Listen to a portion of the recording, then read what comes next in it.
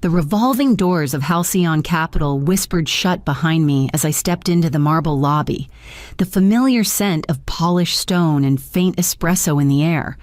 Manhattan was just waking up, the Hudson River glinting in the early light beyond the glass facade. I nodded at Robert, the security guard who had greeted me every morning for over a decade, and slipped into the executive elevator. Another day, another stack of risk reports, another invisible thread holding the company together. By 6:45 a.m., I was in my corner office on the 40th floor, coffee steaming on the windowsill. I powered up my screens, scanning the markets, flipping through overnight reports with the automatic precision that came from 23 years in this tower. Spreadsheets, dashboards, volatility indexes, each number a pulse I could read without thinking. Stability had always been my job, the quiet work behind the glittering face of Halcyon Capital. Then, at 7:02 a.m., everything tilted. An email pinged in the corner of my screen. The subject line was Clinical Notice of Benefit Termination. I clicked, and a single sentence filled the window. Your 4.5-meter pension has been terminated effective immediately.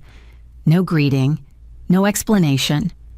My gaze slid to the CC field and froze. SEC Gov. A chime from my phone followed almost instantly. Halcyon corporate account under temporary hold, Meridian Bank. My hands did not tremble. They went utterly still. The same stillness that had gripped me the morning Lehman collapsed, when millions of dollars in derivatives spun across my screens like falling glass. I breathed once, slowly, as if my body already understood that panic was useless. I glanced toward the city below.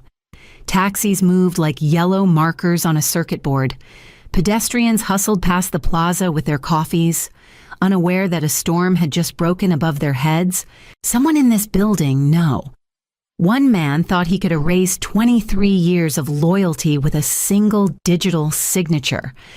Someone thought I would accept this quietly, negotiate a smaller settlement, or simply vanish into early retirement. They didn't know me. I reached for my phone and opened my private email, my mind already moving with the cold precision of risk management. Every instinct told me the game had begun, and the first move would be mine. By the time I rose from my chair, the city was fully awake, and so was I, sharper than I had felt in years, carrying a silence heavy enough to shatter an empire. I walked to the door, ready to begin the preparations that would lead to my next call. I leaned back in my chair, letting the coldness of the morning's betrayal seep through me. My eyes drifted to the photo on my desk, a frozen moment from 12 years ago. Emilio was blowing out 9 candles on a cake I never tasted because I was in Tokyo, negotiating credit swaps at 3 in the morning. I had told myself back then that all these sacrifices were temporary, that the next deal, the next bonus, the next year would give us the life we deserved. Somehow, 23 years slipped by, and my son had learned to celebrate without me. My mind wandered further, to the September of 2008. The trading floor had been a battlefield, a symphony of phones ringing and grown men holding their heads in despair. Damien had grabbed my arm so hard he left bruises, his voice rough with panic. Luciana, you're the only one who can keep us alive. For 96 hours straight, I ate nothing but cold takeout, lived on espresso, and rebuilt the firm's entire risk structure from the ground up.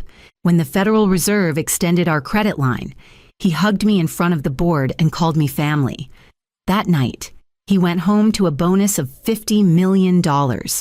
I went home to an empty apartment and a plaque that still sits in a storage box. That word family echoed now like a mockery. My real family had fractured under the weight of this place. Emilio's father had left 5 years ago, saying he was tired of being married to a shadow I told myself the long hours and missed dinners were investments in our future. But loyalty without leverage was just another form of servitude, and Halcyon had cashed out my devotion without a second thought. A quiet fire kindled in my chest, slow but steady. I had spent years managing risk for other people, building safety nets they didn't even know they had. Now, my own instincts sharpened with the same precision. I would not beg, and I would not vanish. I turned to my computer and began pulling every contract, every amendment I had ever touched, my fingers moving with a new, calm certainty. Somewhere in those pages lay the seed I had planted long ago, waiting for the perfect storm. By mid-morning, I was walking briskly along Lexington Avenue, my coat pulled tight against the wind.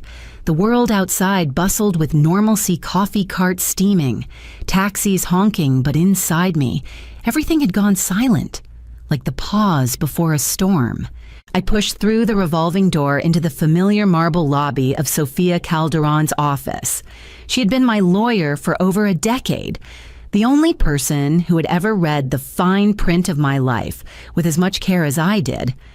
Her office smelled faintly of leather and old paper, a sanctuary for people like me who understood that power was never in the headlines, it lived in the footnotes. "You're early," Sophia said, motioning me to sit across from her polished mahogany desk. "They cut it," I said simply. 48 hours before payout, $4.5 million. She didn't blink. "Send me the email." I slid my phone across the desk. She read it once, then looked up with the same cold focus I felt building in my own chest. "And the SEC is copied. Interesting. That's not just betrayal. That's a signal someone inside wants this to blow open. Do I still have the leverage we built?" My voice was steady, though my heart pressed against my ribs. Sophia swiveled to her filing cabinet and withdrew a thick folder bound with a faded blue ribbon. "Amendment 11, Section 19.4, she said, placing it in front of me. "Page 47. You remember it?" I nodded, though seeing the exact words in print sent a ripple down my spine. Any unilateral revocation of a vested pension triggers immediate equity conversion of 12% of outstanding common shares to the beneficiary. She tapped the next paragraph with her manicured nail. "And the CEO personally guarantees all corporate debt in the event this clause is activated. Silver Rock Bank is holding $200 million in those guarantees. If you pull this lever, he loses the company, the assets, and likely his name." The room seemed to shrink. I traced the lines of the clause with my fingertip, feeling the weight of every late night and missed birthday embedded in the ink. For a moment, doubt flickered. Was this justice or the first step toward becoming the very thing I despised? Sophia leaned back. "If you trigger this, Luciana, there's no going back. He loses everything publicly." I closed the folder gently, the decision forming in the quiet steel of my thoughts as I prepared for the first real move. I waited until 9:15 a.m., giving HR just enough time to settle into their morning routine, then dialed the extension from memory. My voice was smooth, every syllable measured. "Good morning, Jason.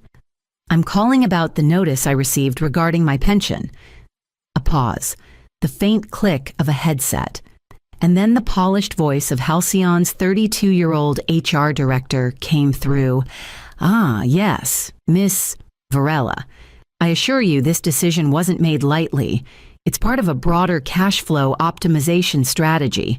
I let him talk, murmuring neutral acknowledgments, while my recording software captured every word. "Temporary adjustment," he repeated, his tone rehearsed.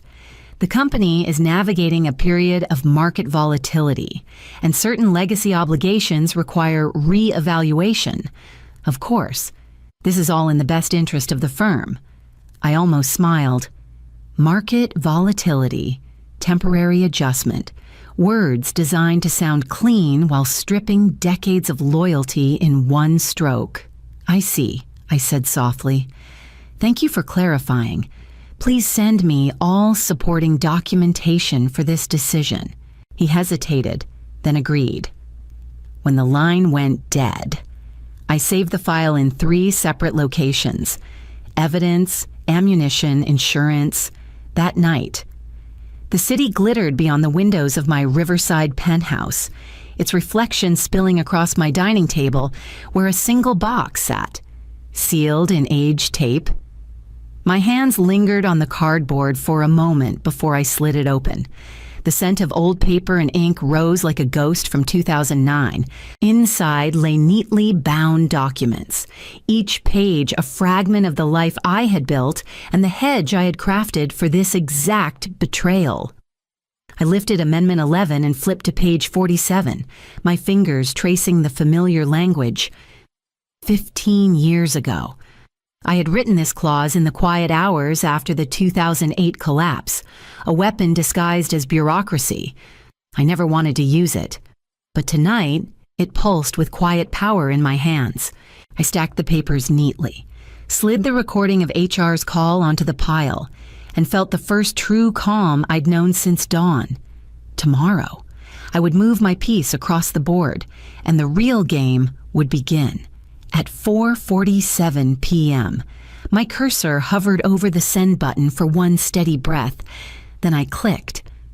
The notice to Meridian Trust left my outbox, carrying 15 years of quiet preparation in a single email. The apartment was still except for the hum of the refrigerator and the muffled rhythm of traffic below. Minutes later, the first confirmation arrived: equity conversion request received. Processing initiated. By evening, the SEC portal flashed its automatic alert: ownership change pending. I refreshed twice. The glow of the screen reflected in the glass behind me. Around 10, Meridian flagged the transaction internally: corporate reserve allocation, pending verification. My hand stayed steady on the mouse. Outside, the city glittered, headlights crawling along the West Side Highway, oblivious to the silent shift in power happening above. Near midnight, Sophia called. Her voice was calm but electric. "It's moving. By morning, you'll be Halcyon's largest individual shareholder." A new message appeared soon after from a compliance contact.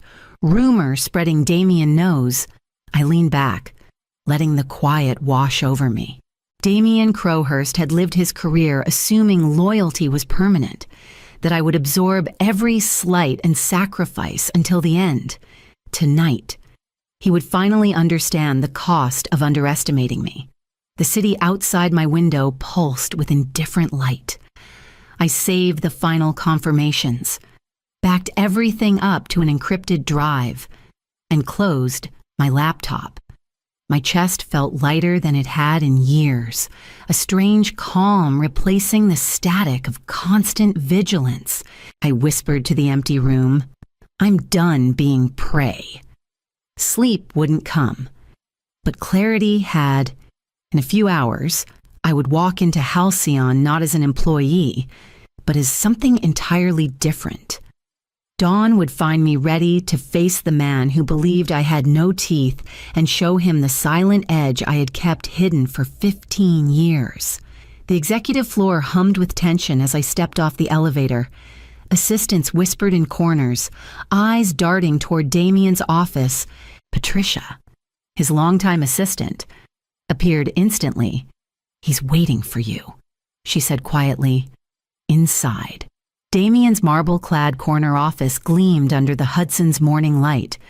He rose with a smile that didn't touch his eyes. "Luciana," he said smoothly, "I'm glad you came. There's been a misunderstanding. We can fix this quietly. I stayed where I was. You revoked a vested pension. That's not a misunderstanding." His expression tightened. "I've already filed an emergency motion to freeze the shares you think are yours. Corporate sabotage has consequences. I could end your career with one call." I tilted my head. Destroy me or delay the inevitable? The charm slipped. He straightened, voice sharpening. "You've overplayed your hand. I built this firm. I won't let you burn it down over a technicality." I reached into my bag, placed my phone on his desk, and pressed play. From the tiny speaker came his own voice from a 2009 board meeting. I've reviewed every page of Amendment 11 personally. Every provision has my full support. Ms. Varela has crafted exactly what we need to protect the firm's interests. Damien froze. His face drained as the recording played on, each word another crack in the facade he had worn for decades. You signed every page, I said evenly, including page 47. You had your lawyers. You had 15 years to read the words that would decide today. He sank into his chair, hand trembling slightly against the leather armrest.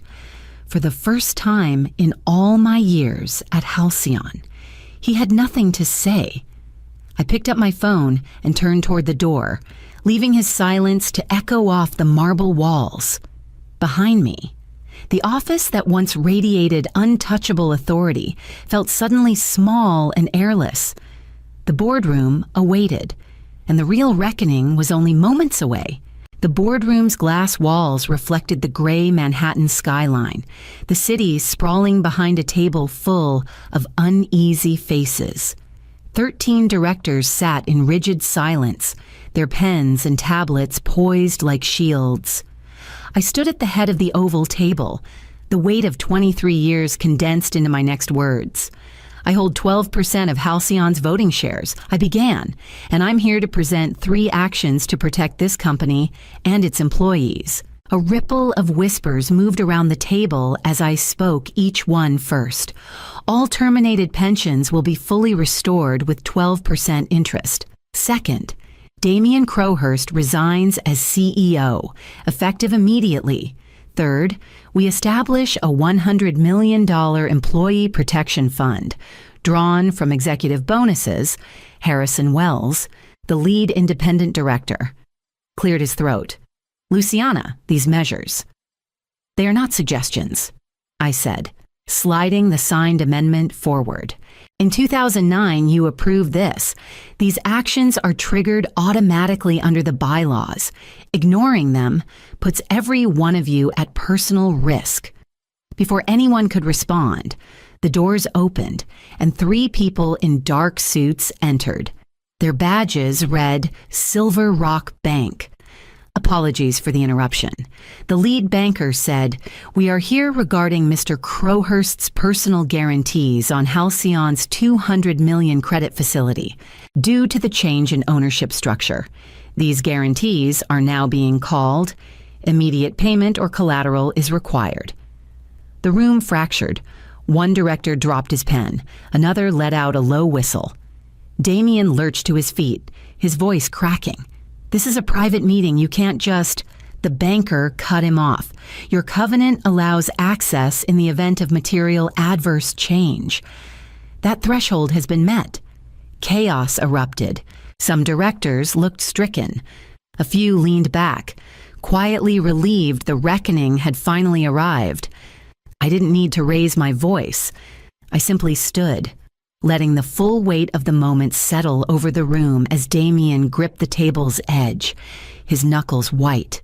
For the first time, he looked truly small under the skyline he once believed he owned. And I knew the final vote was already sealed. The vote took less than 5 minutes, but its echo felt like it rolled through the entire 40-story tower. One by one, the directors raised their hands, the motion to remove Damien Crowhurst passing with an overwhelming majority. Gerald Thornton abstained, his lips pressed into a thin, bitter line. Harrison Wells recorded the result, voice steady but almost relieved. "Effective immediately," he said. "Mr. Crowhurst is removed as Chief Executive Officer of Halcyon Capital. Interim leadership transfers to the board until further notice." Damien's chair screeched against the marble as he stood, color draining from his face. He opened his mouth to speak, but the conference room doors swung open again. Silver Rock's lead banker reappeared with a folder in hand. "Asset seizure orders have been issued," he said. "The Hamptons property, Aspen Lodge, and yacht are now under bank control. Additional assets will be evaluated over the next 48 hours. Damien stumbled back as if struck. His empire, the symbols of his untouchable life, was unraveling in real time. I felt no need to gloat. The moment was heavy enough without words. Then, as if the air itself conspired to close the circle, my phone buzzed. An email from the SEC, subject line in bold, formal investigation initiated.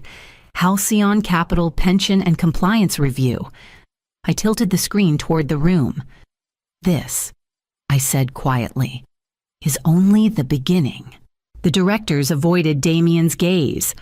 Patricia appeared in the doorway with building security, her eyes low.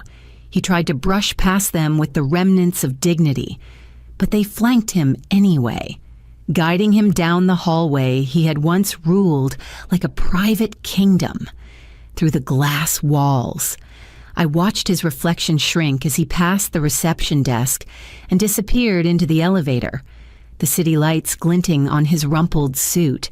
The room exhaled all at once, a mixture of relief and disbelief. For me, the silence that followed was sharper than any applause. The fight I had carried for years was ending, but an unfamiliar hollowness settled in its place, trailing me as I prepared to leave the boardroom for the last time. The morning after the boardroom vote, I woke to sunlight spilling across my kitchen table, not the hum of my office monitors. My laptop sat closed, a silent witness to a life I'd spent decades fighting to protect. For the first time in 23 years, I didn't have an inbox demanding my attention. I sipped my coffee slowly, tasting freedom and the faint bitterness of everything I had left behind. By evening, I was seated across from Emilio at our favorite little Italian place near Riverside. He had insisted on dinner to celebrate.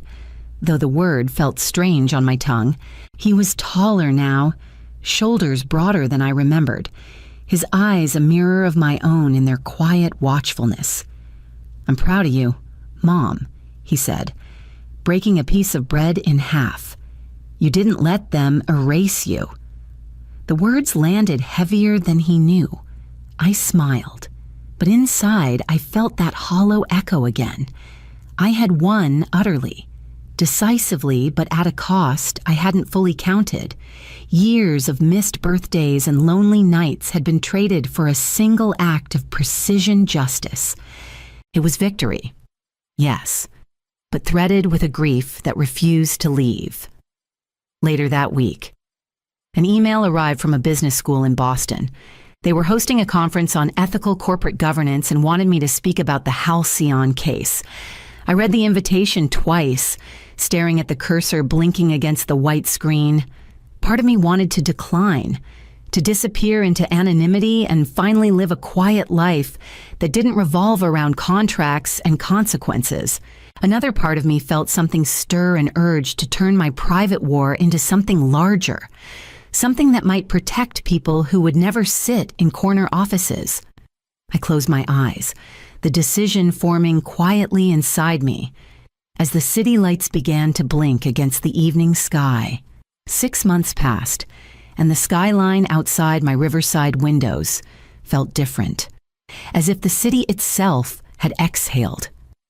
Halcyon Capital had not collapsed under the weight of its scandal. It had transformed. Catherine Hayes, now officially CEO, steered the firm with a steady hand and a conscience the building had never known. Employees whispered about the new culture, transparent, accountable, even humane. My name appeared in the press more than I expected, though not as the Avenger I had once imagined. They called it the Varela Clause, and other firms quietly began to copy it, embedding protections for employees who had spent lifetimes believing loyalty was enough. I had no office now, no corporate badge. My days were lighter, my mornings my own.